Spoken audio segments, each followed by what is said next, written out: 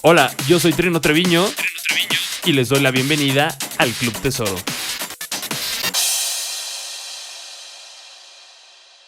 So, well, hello. Good morning for me. Good Hello. afternoon for you, probably. Hello. Yeah, exactly. How are you? How have you been this 2022 so far? Yeah, it's been great. And how's it for you? All good over here. I mean, excited because festivals are starting to happen once again over here in Mexico. So, yeah, there's a lot of things, and we're very, very excited of this to happen. So, yeah, of course, people are like super anxious to go outside once again, etc. So, and I mean, I've seen that you've been touring in the past months. So, for you, lucky you over there in Europe, you've been granted this opportunity to go outside, test your music, etc. So, how have you felt the perception of the people, and how did they receive you, etc.?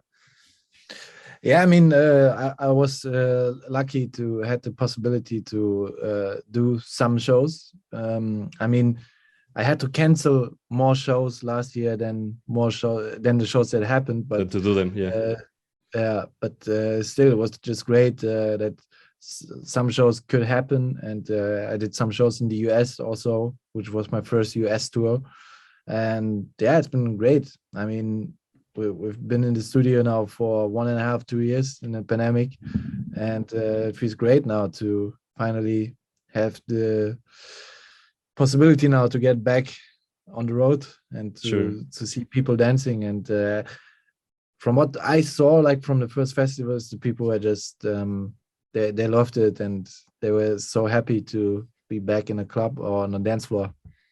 And also, I saw you were saying about your debut, for example, in the US, and I also saw that you were debuting in Creamfields in the UK. So, I mean, Creamfields is one of the most important festivals in the electronic dance music scene since so many years now. So, I mean, I'm curious, and I'm saying about this because, of course, you have had such a massive success inside all streaming platforms right now. I mean, you amass millions and millions of plays every week. So, I mean, that's not easy for any DJ to achieve, you know. And I mean, you understand it that what you are doing is impacting millions of people around the world. So, how do you felt like being part of this type of festivals and gigs, for example, in the US, etc., that crowds really know very well electronic music, and that you are now coming with your own music, no?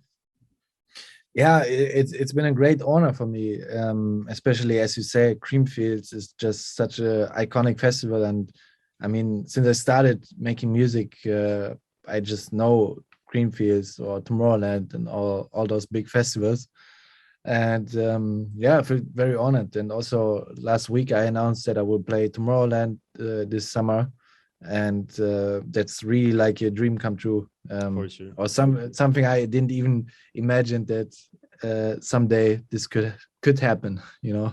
Yeah, and I mean, the type of music that you are releasing so far, I mean, the success has been, I mean, like I said before, people can see it by themselves. They can go inside the DSPs and see all the great numbers that you've been achieving so far. But it's not only about the numbers; it's also because the type of sound that you're delivering to the people, and the artists with whom you are collaborating right now are like also super important. So right now you've released so far this track that I really love. I was thinking earlier today that what was the first time that I listened to the first version of this track, that is For an Angel from Paul van Dyk, and then it has evolved to this new version that is called In Your Arm, that it's a collab between you, Robin Schulz, Nico Santos, and Paul van Dyk himself, no?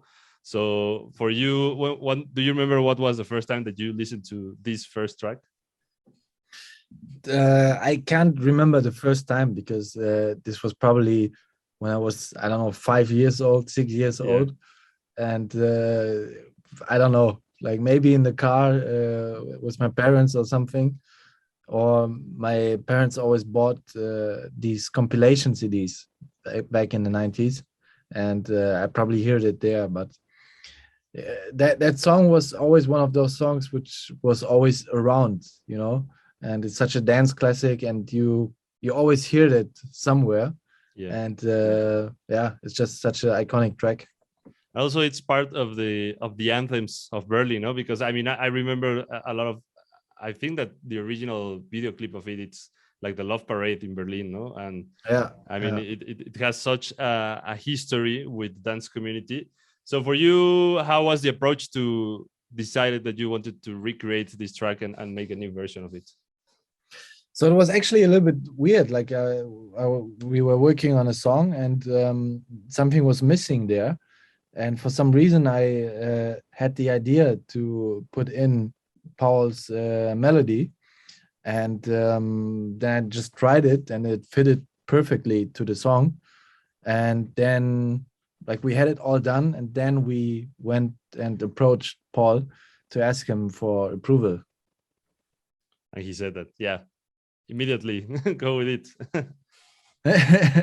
Yeah, he was like fine with it. I think it was not a big thing. Yeah. And I mean, speaking with people like Paul van Dyk, and also you released another track last year with ATV, which was also a new version of 9 p.m. Till I Come. That what would be like some of the things that you've learned from these guys, because both of them have been around the scene for so many years now that of course they've lived like pretty much everything, no? And I mean, every day of course they are discovering themselves a new way. But for you, what has been like this take? What do you think has been like the most important things that you've learned from them by working? I mean, what's interesting is that they are so long in the business. I mean, they are as long in the business as I'm alive, probably, maybe even longer. Yeah. And what I've learned is just like if you stay consistent and stay always up to date with your music and be very involved in it, then you can make a very long career. And like I before I started, I wouldn't believe that like even with 40-50-year-olds you can still be a DJ, but sure. They definitely showed it to me. So I mean, now that of course these tracks are doing super well, do you have plans to probably collaborate with someone else like Paul van Dyk or ATV from that era, or what are your plans around music for now? Not specific. Like it's not that I'm looking every day for tracks from the 90s to recreate. I'm also working on a lot of original music, but who knows what's coming? Maybe like ATB approach me, I approach Paul, and maybe next time someone from the 90s is approaching me again. So you never know. That's also what's great about the music, that you just go with the flow, and you just see what's coming up. For sure.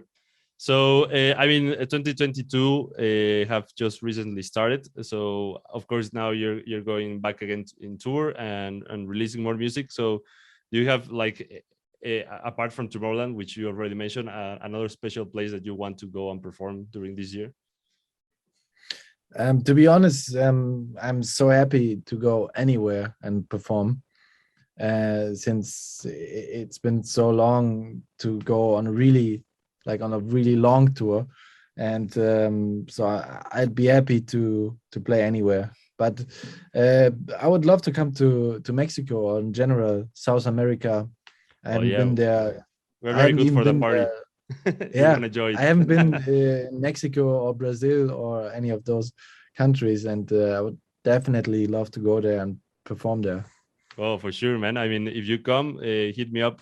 We can go have some mezcals, party, tequila, everything. It's super prepared. And of course, like all these territories are super, super huge fans of electronic dance music. So thank you very much for having me today in your studio and in my studio as well. So anything else you want to say to the Mexican and Latin American fans that really love your music and are always playing it? Yeah, sure. Yo, Mexico, thank you so much for all the support you gave me the last 2 years. And I can't finally wait to come over to your country and to perform for you and to celebrate with you and make a big party with you and drink your tequila. Yeah. Looking forward to it, man. Thank you very much.